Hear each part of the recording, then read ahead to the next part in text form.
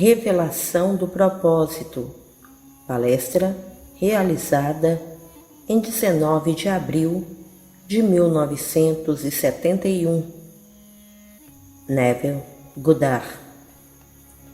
Hoje lemos: Eu digo, vocês são deuses, filhos do Altíssimo, todos vocês.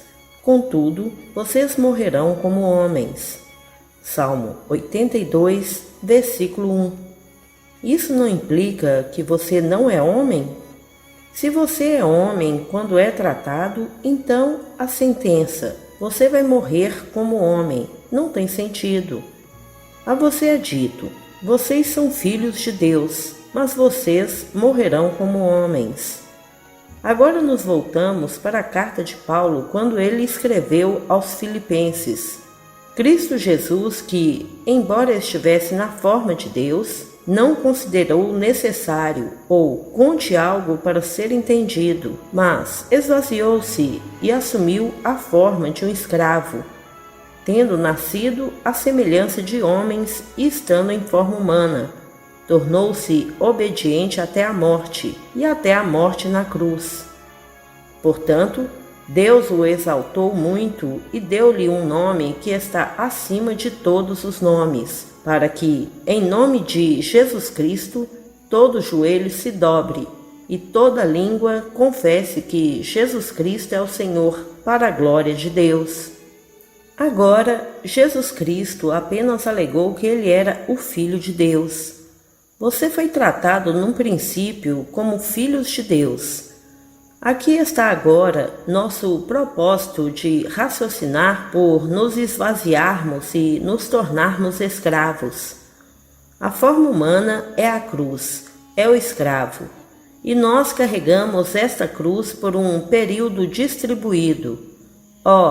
Vamos gritar, porque tivemos que nos esvaziar completamente do ser que realmente somos, pois o ser que realmente somos é um com Deus. Nós estávamos na forma de Deus. No entanto, nos esvaziamos e assumimos a forma de um escravo, nascendo à semelhança dos homens, e sendo na forma de homem, nos humilhamos e obedecemos até a morte em uma cruz. Agora somos o ser falado nas Escrituras. Essa história, nas profundezas de sua própria consciência, ainda existe. Está ocorrendo, sem referência à duração, à repetição ou à sua posição no tempo. Ele se desdobrará lentamente em cada pessoa neste mundo.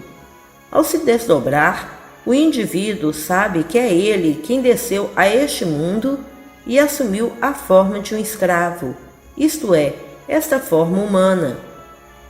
Ninguém pode subir ao céu, senão aquele que desceu, o Filho do Homem. E como Moisés levantou a serpente no deserto, assim importa que o Filho do Homem seja levantado. Isso, indicando o corpo físico, não é sua forma real. Como tomou isso com propósito, pois esta é a forma da morte.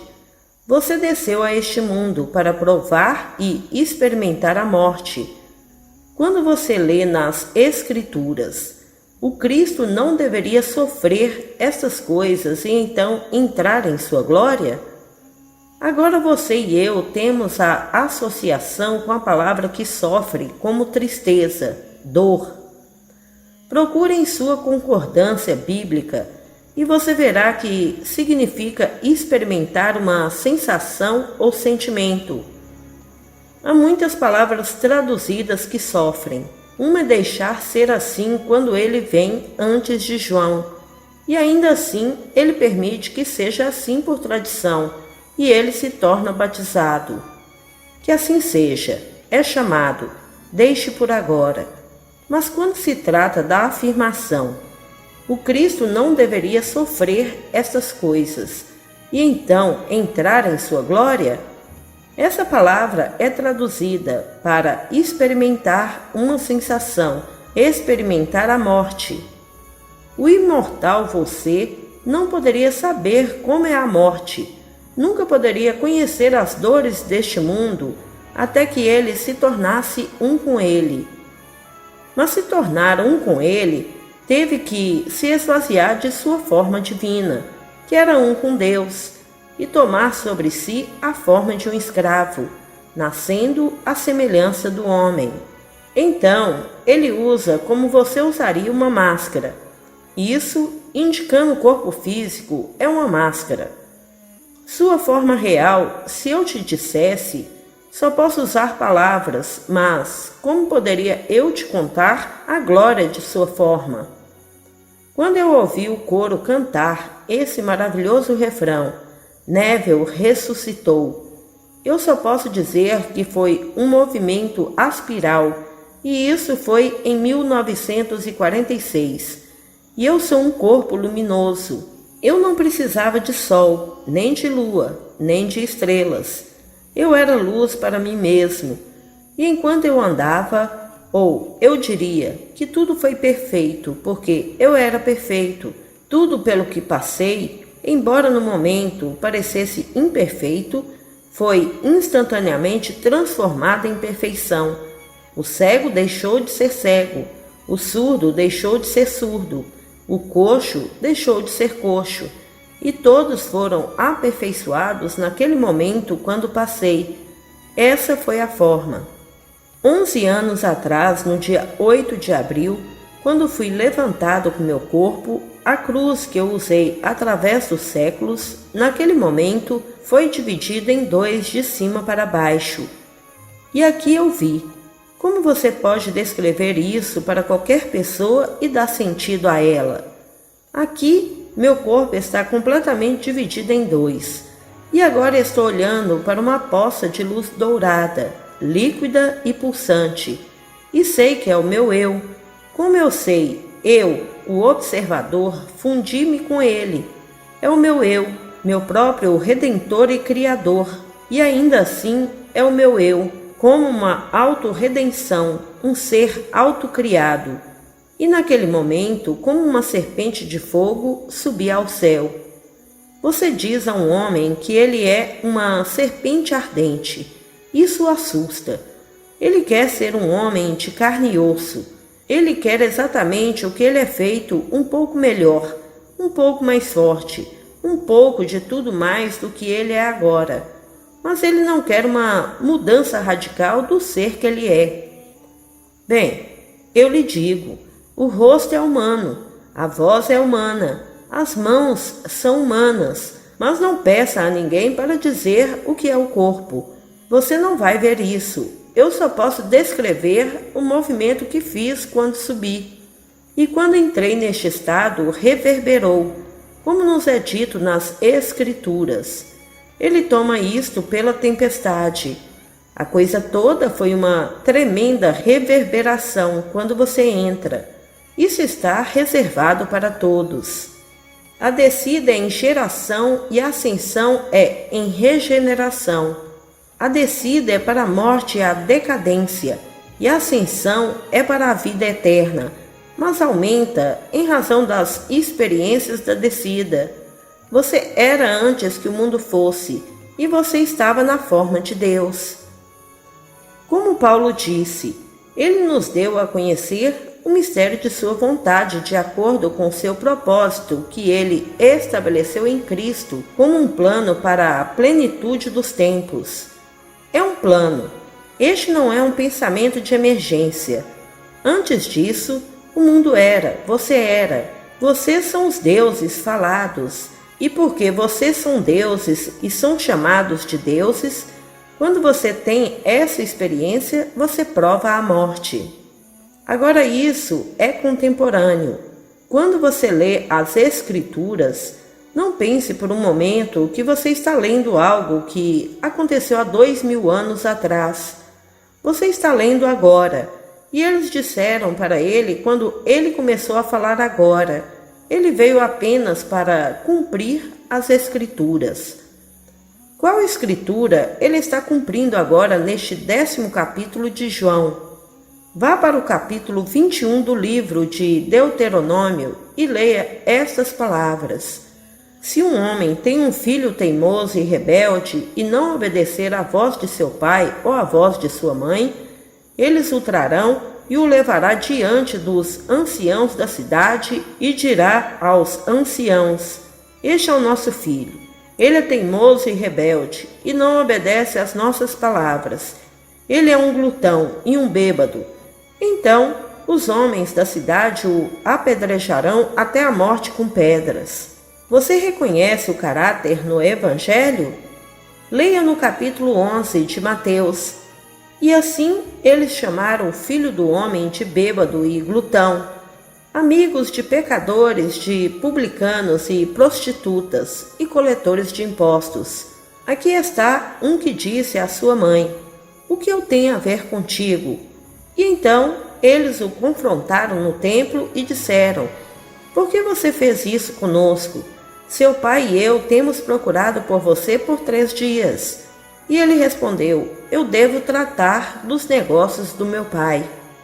Aqui, nenhum pai terrestre confesso. Estou fazendo o negócio do meu pai. Eles não conseguiam entendê-lo. Ele tinha cerca de 12 anos de idade. Eles não conseguiam entender a completa negação da ancestralidade física, pois ele sabia agora, para a memória começou a retornar, quem ele realmente era. Ele desceu para experimentar a morte. Ele suportou a cruz pelo tempo designado. Então veio aquele momento no tempo em que a cruz foi dividida de cima para baixo, e o espírito preso foi libertado, e a posição perdida foi restaurada, e a queda foi perdoada. E agora, quem são meus pais? Quem são meus irmãos? Quem são minhas irmãs? Aqueles que fazem a vontade daquele que me enviou. Me enviou para este mundo de decadência e morte, para que eu possa experimentar a decadência e a morte. Eu não pude experimentá-lo de cima.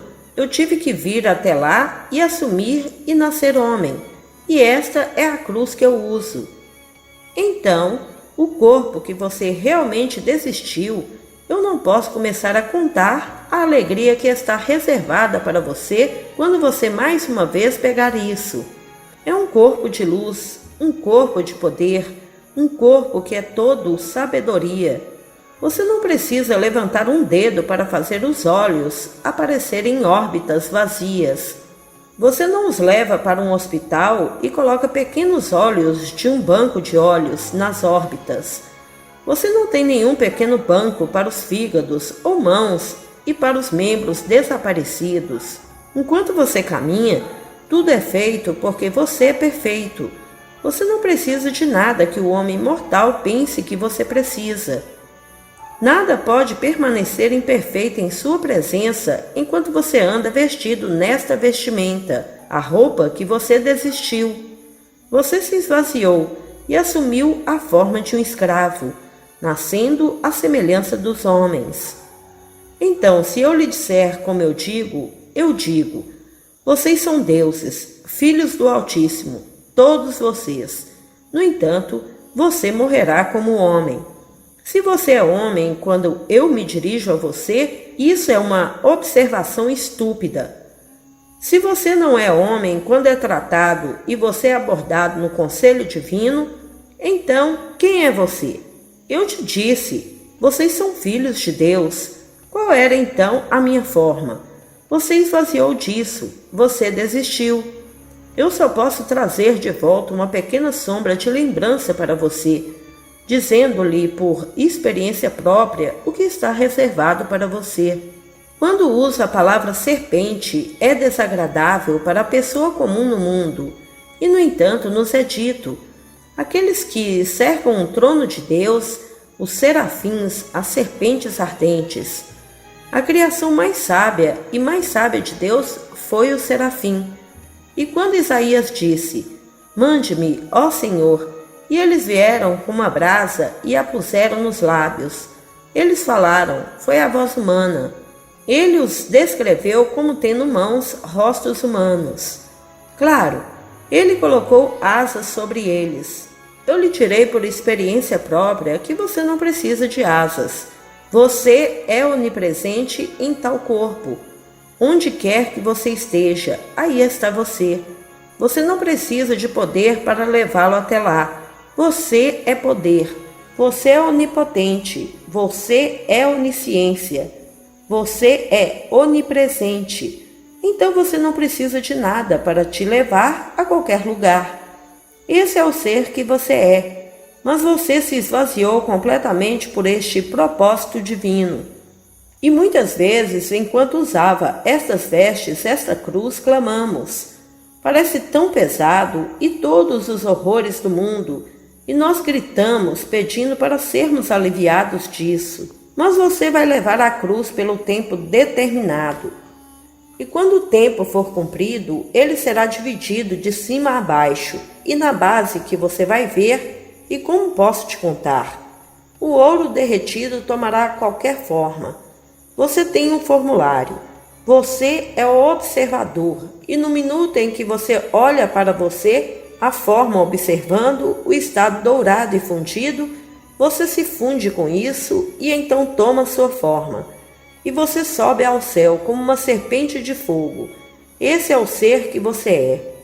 Que ninguém te assuste. Não deixe ninguém te assustar. Que você tem que fazer isso, aquilo e aquilo outro. Está feito. Essa coisa toda já está concluída. Vocês estão aqui como membros de um corpo compartilhando em um propósito final. Então, quando você volta, você é esse mesmo corpo. Você e eu realmente formamos o único corpo que é Deus. Então nós, filhos de Deus, descemos e quando levantamos, somos Deus Pai. Essa é a única maneira pela qual poderíamos experimentar a inteireza. É se fragmentando, tornando-se fragmentados e passando por toda a jornada. E no final, retornando e retornando à unidade. E essa unidade é Deus Pai. Então, quando nos é dito apedrejá-lo à morte, bem, as pedras são apenas os fatos literais da vida. Eles pegaram pedras para apedrejá-lo. Dizem que no final nenhum osso de seu corpo foi quebrado. Que corpo? A Bíblia. Esse é o seu corpo eterno. Os homens tentaram ao longo dos séculos modificá-lo, e você encontrará essas muitas edições e elas serão necessárias, pois os escribas excessivamente zelosos irão acrescentar e extrair delas, e acrescentar seus próprios conceitos pouco estúpidos em suas teorias, o que elas deveriam ser. E você os encontrará entre os mais sábios dos homens que ainda tentam mudar o corpo, mas no final nenhum osso está quebrado, como lhe é contado em Êxodo, em Números e nos Salmos. Nenhum osso é quebrado. Quando eles vieram a ele, nenhum osso foi quebrado. Isso significa que você não pode mudar. Ele não veio para mudar, para abolir a lei e os profetas. Ele veio apenas para cumprir. Então, ele cumpre tudo no mundo. E você é o único falado. Você é o Senhor Jesus Cristo. Até que você realmente saiba por experiência, você se debruça sobre isso. Apenas pense nisso. Vá dormir na consciência de ser Ele. E você saberá, além de qualquer dúvida, num futuro não distante, realmente quem você é. Você saberá a verdade das coisas de que estou falando. Todos irão. É por isso que estou aqui. É por isso que fui enviado. Eu fui chamado e enviado da mesma maneira que Paulo disse que ele foi chamado e enviado. Da mesma forma que a figura central disse: eu fui enviado e quando você me vê, se você puder realmente me ver, você viu aquele que me enviou. Você conhecerá aquele que me enviou quando me vir, porque todos serão iguais, e no entanto, sem perda de identidade. Posso lhe contar? Não é uma absorção, perdendo sua identidade. Não, e ainda assim, a mesma forma gloriosa e radiante que é toda poderosa e sábia. Então, esse é o ser que você realmente é. O que importa o Oscar que você tem hoje ou amanhã, ou que poder no mundo de César você parece exercer? não significa nada comparado ao ser que você realmente é. Coloque toda a sua mente e toda a sua alma nesta esperança que se revelará em um futuro não distante dentro de você, pois esse é o único propósito para tudo isso.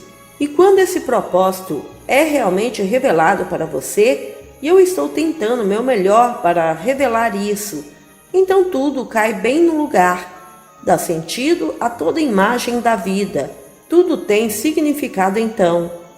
Se por acaso você está passando por um momento difícil, eu vou perguntar a uma amiga minha, e ela está aqui esta noite para contar a outro amigo, um amigo em comum, essa declaração de Blake. Há estados em que todos os homens visionários são considerados homens loucos. Então, ele acrescenta isso ao pensamento. Leia Lucas, o 2º capítulo, o 1º verso. Se você ler o capítulo 2, o 1º verso, você vai se perguntar como na Terra ele pode relacionar isso com o que ele acabou de dizer, que todos os homens visionários são considerados homens loucos. Mas se você ler o capítulo inteiro, você verá o que ele está realmente lhe dizendo, que está à sua porta. É o nascimento da criança. O 2º capítulo de Lucas, o 1º verso, e que é: a ordem saiu de Augusto César que todo o vasto mundo, deve estar inscrito, isso implica para os impostos. Eles devem agora estar inscritos, pois a ordem chegou. E leia o capítulo inteiro, e você verá onde isso é agora. José, porque era da linhagem de Davi, levou sua esposa Maria para Belém, a cidade de Davi. E então, enquanto estava lá, chegou a hora da entrega do filho, e então o filho nasceu. Ele é precedido, como disse Blake, de uma forma de loucura, pois ele disse: todos os homens visionários são contabilizados. Em certos estados, eles são considerados homens loucos. E então ele pede para você ler esse verso. Blake não era o tipo de pessoa que soletrava tudo. Na verdade, ele não soletrava nada.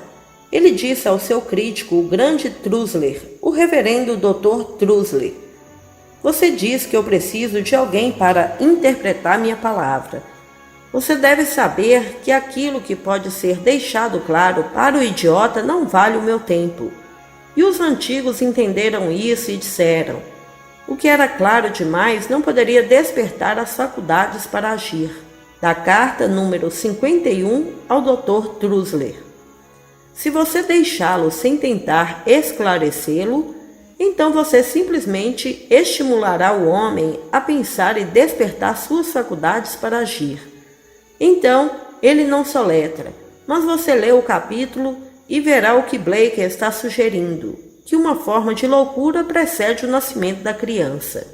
Eu sei, no meu caso, remonta alguns anos antes de 1959. Eu diria 4 ou 5 anos, que se eu compartilhasse com os outros o que eu estava sentindo dentro de mim na época, seria uma forma de loucura. Eu estava conversando com uma audiência de 2.600 no domingo de manhã e me afastando mais de 1.500 no Fox Wilshire. Eu peguei aquela plataforma e aqui eu podia sentir dentro de mim, assim como uma mulher sentiria, a luta de uma criança dentro dela. Mas eu senti isso na minha cabeça, esse estado pulsante e vibrante. Sente-se por um momento e a coisa toda é como um estado louco. Eu estava conversando com pessoas inteligentes. Eu acho que eles eram o qual veio ouvir-me. E eu me dirigia a 2.600 e dava 1.500 e tomei outro teatro que ficava 750 e transbordou. E no entanto, aqui estou como uma mulher grávida, quase no final de seu tempo. É disso que Blake está falando. Vou pedir à minha amiga que diga a ela para ler o 2º capítulo. E todos os sintomas pelos quais ela está passando agora são gloriosos. Eles são perfeitamente maravilhosos, e eu não levantaria um dedo para detê-los ou desviá-los. Primeiro de tudo, não conseguirá. Está sobre ela. E então, eu digo a todos aqui, Até que esse nascimento aconteça, você não pode voltar, mas acontecerá. Como nos é dito, nenhum homem pode entrar na nova era chamado o reino de Deus, a menos que ele nasça de cima. E quando ele é nascido de cima, será seguido desta maneira. Como Moisés levantou a serpente no deserto, assim será o Filho do Homem levantado. Isso vem depois. O primeiro ato, então, 139 dias depois, vem a descoberta da paternidade de Deus. E 123 dias depois, tornando-se 262, vem a ascensão ao céu como uma serpente ardente. E então, 998 dias depois, chegando a 1260, vem a descida do Espírito Santo na forma de uma pomba. E então a coisa toda acabou. E você está agora ainda aqui. Você suportou o fardo do tempo estipulado, mas você estará aqui para contá-lo. E você o dirá até o fim. E esse fim virá assim. Mas você tem que dizer para encorajar aqueles que estão à beira disso, porque todo mundo tem que usar a cruz pelo tempo estipulado. E então no final, essa coluna é dividida em duas, de cima para baixo, revelando, e como na terra, alguém poderia dizer isso mais lindamente do que Blake disse no final de sua Jerusalém, quase no final. E aqui está ele, olhando para ele, e ele diz: ó, meu divino Redentor e Criador. Ele disse: eu contemplei as visões do meu sono mortal de 6.000 anos, circulando ao redor de suas saias como uma serpente de pedras preciosas e ouro. Eu sei que é meu eu, ó meu divino Criador e Redentor.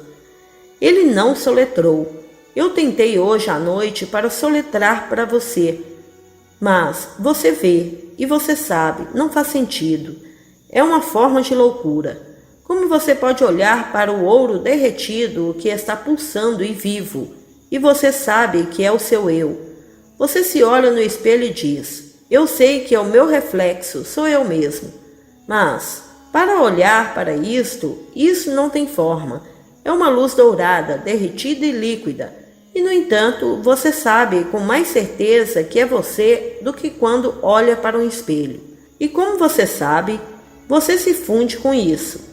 Você é agora o molde que leva, e você sabe exatamente que molde você deve ter sido, porque no minuto em que você pega, como uma serpente de fogo, você entra no céu, e isso reverbera como um trovão. Então, esse é o ser que você é. Então, quando você lê o Salmo 82, que é o mais difícil de todos os salmos, então reivindique nossos eruditos como na terra podemos interpretar isso. Nós só podemos adivinhar isso. Mas Deus tomou seu lugar no conselho divino, no meio dos deuses. Ele tem juízo e agora ele fala: eu digo que vocês são deuses, filhos do Altíssimo, todos vocês. No entanto, você morrerá como homens. Então, quando alguém vem ao mundo e reivindica o que ele faz, eles pegam pedras e lhes dizem quem é seu pai na terra. Eles pegaram pedras para apedrejá-lo e ele lhes disse: por que vocês me apedrejam? E eles disseram-lhe: não para as boas obras, mas para a tua blasfêmia, para você, sendo um homem fazendo-se Deus. Então lhes disse: não está escrito na tua lei que eu digo, vós sois deuses? Agora ele está citando algo 2.000 anos antes, e ele está citando como se estivesse acontecendo agora. Eu digo a você, é o que ele está dizendo a eles, que são deuses, pois está escrito em sua lei que vocês são deuses, e as escrituras não podem ser quebradas. Se então ele chamou vocês deuses porque ouviram a palavra de Deus, vocês dizem que aquele a quem o Pai consagrou e mandou ao mundo blasfemava porque disse: eu sou o Filho de Deus? E as Escrituras não podem ser quebradas. Agora ele está dizendo a eles que eles são os filhos de Deus, mas eles não vão acreditar. Eles afirmam que eles são os filhos de Abraão, nascidos depois da carne. Ele está dizendo a eles que são filhos de Deus, mas eles não saberão até que experimentem o que ele tem.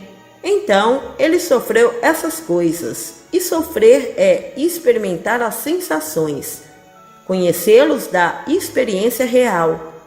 Então, eles pegaram pedras. Eles dizem: conhecemos seu pai e sua mãe, e seus irmãos e suas irmãs, e sabemos tudo sobre você. E você faz essas alegações extravagantes. Então, esse é o ser que você realmente é. E eu não posso dizer a ninguém no mundo a glória que está reservada para eles quando eles são elevados. E eles realmente se encontram vestidos naquele corpo, mas mais bonitos do que nunca, de que eles se esvaziaram para vir até aqui. Você não começou em nenhum pântano. Você não começou em nenhuma coisa chamada girino. Essas são roupas, indicando o corpo físico que você anexou. Você penetrou esses corpos e anexou o cérebro deles. Mas vocês são os filhos de Deus que fizeram isso. E para fazer isso, você não pode fingir que está fazendo isso. Você teve que esvaziar-se completamente da glória para tomar esta forma da cruz. E você não pode fingir, mas você vai jogar o tempo previsto. Depois de ter tocado no tempo, você ouvirá a ligação. Agora você está aqui.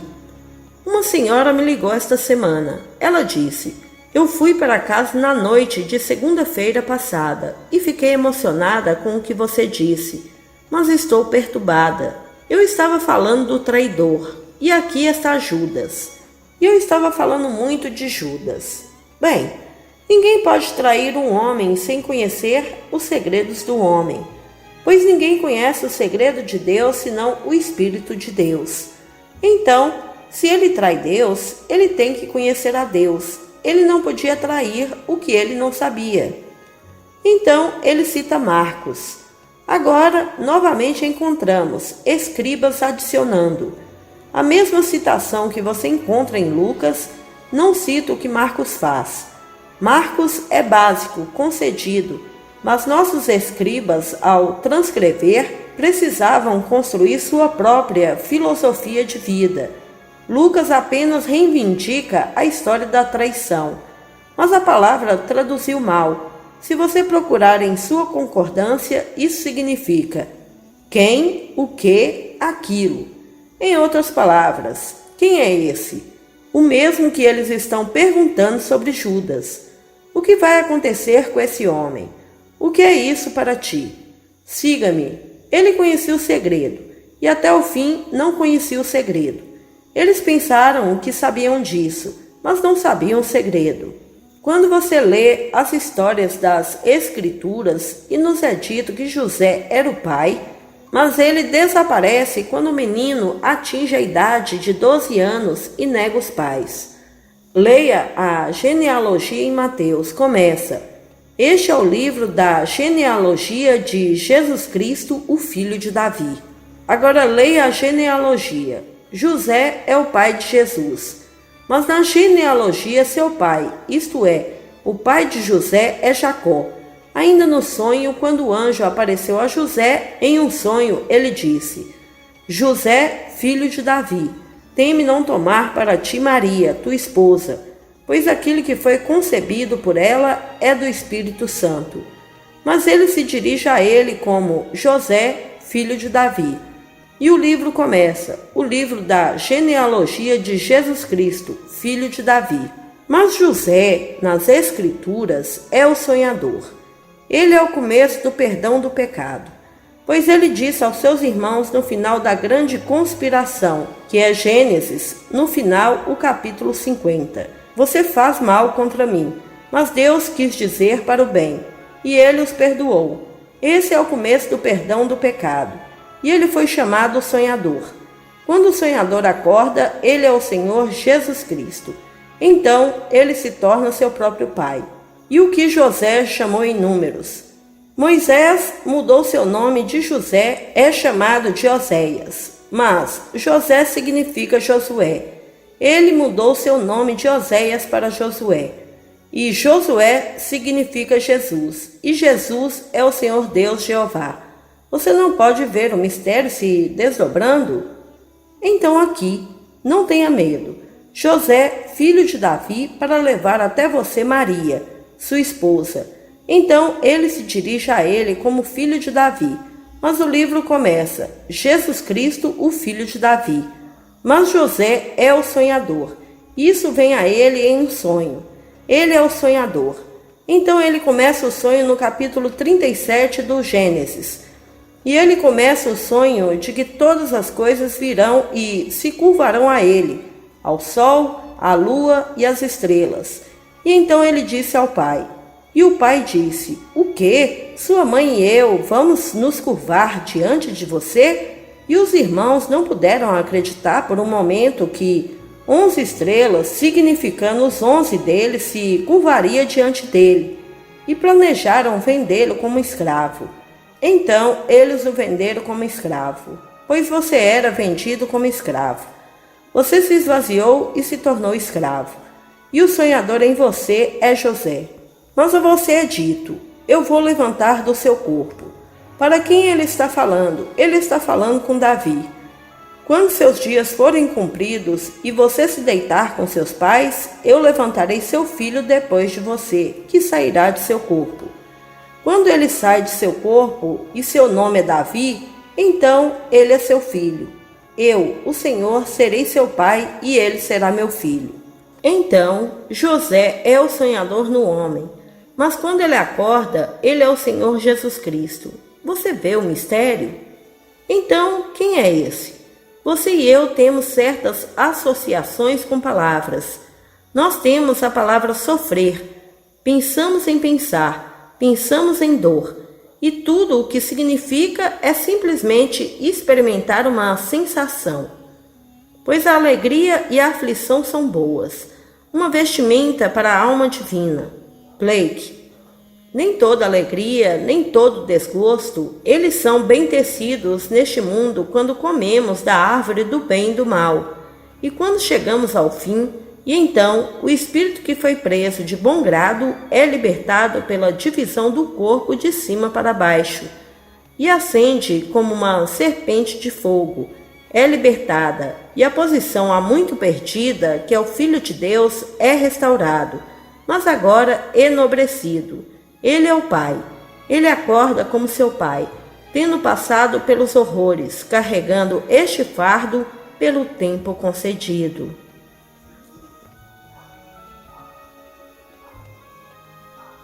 Amado irmão, se você ainda não é inscrito em nosso canal, se inscreva, ative o sininho de notificações e compartilhe esse vídeo com nossos irmãos a terem esse conhecimento. Sugiro a todos que adquirem os 7 livros em um de Neville Goddard, para que possam se aprofundar verdadeiramente nesses conhecimentos. Devemos ter esse livro juntamente com a nossa Bíblia cristã. Esse livro tem toda a informação que todos necessitam para compreender a Bíblia. Clique no link abaixo, na descrição desse vídeo, e adquira agora o livro impresso O Despertar da Consciência, ou poderão adquirir os 7 e-books digitais ou mesmo adquirir o pacote completo que está com um valor sensacional. Adquira agora para que possa ter o discernimento que tanto almeja, passo a passo nos 7 livros. Muita paz e luz a todos. Namastê.